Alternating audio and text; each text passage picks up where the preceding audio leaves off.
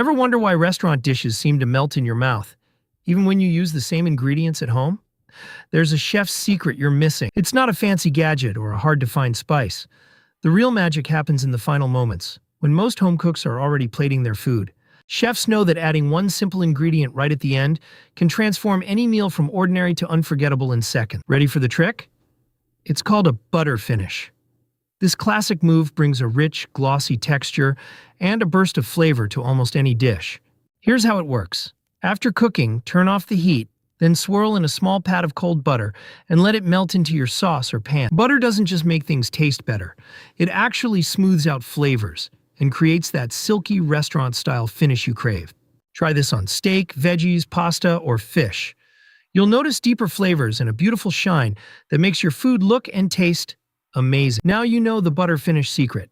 Next time you cook, add that final touch and savor the difference. Welcome to chef-level flavor at home. Now you know what chefs won't tell you.